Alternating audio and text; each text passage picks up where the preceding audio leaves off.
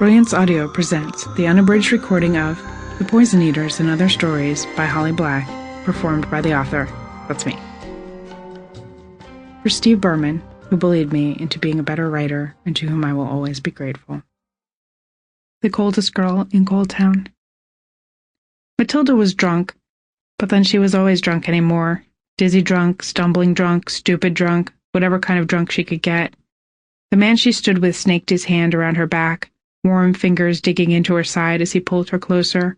He and his friend with the open-neck shirt grinned down at her, like underaged equaled dumb, and dumb equaled gullible enough to sleep with them. She thought they might just be right. "You want to have a party back at my place?" the man asked. He'd told her his name was Mark, but his friend kept slipping up and calling him by a name that started with a D, maybe Dan or Dave. They had been smuggling her drinks from the bar whenever they went outside to smoke, drinks mixed sickly sweet that dripped down her throat like candy. "Sure," she said, grinding her cigarette against the brick wall. She missed the hot ash in her hand, but concentrated on the alcoholic numbness turning her limbs to lead, smiled. "Can we pick up more beer?" They exchanged an obnoxious glance she pretended not to notice. The friend, he called himself Ben, looked at her glassy eyes and her cold, flushed cheeks, her sloppy hair. He probably made guesses about a troubled home life. She hoped so. "You're not going to get sick on us?" he asked. Just out of the hot bar, beads of sweat had collected in the hollow of his throat.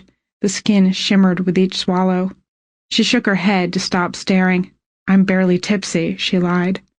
"I've got plenty of stuff back at my place," said Mark, Dan, Dave.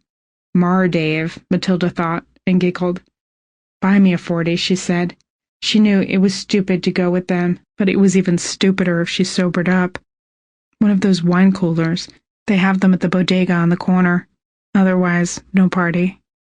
Both of the guys laughed. She tried to laugh with them, even though she knew she wasn't included in the joke. She was the joke, the trashy little slut, the girl who can be bought for a big fat wine cooler and 3 cranberry and vodkas.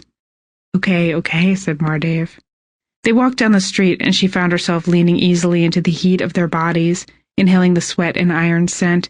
It would be easy for her to close her eyes and pretend Mardave was someone else, someone she wanted to be touched by, but she wouldn't let herself soil her memories of Julian. They passed by a store with flat screens in the window, each one showing different channels. One streamed video from Cold Town.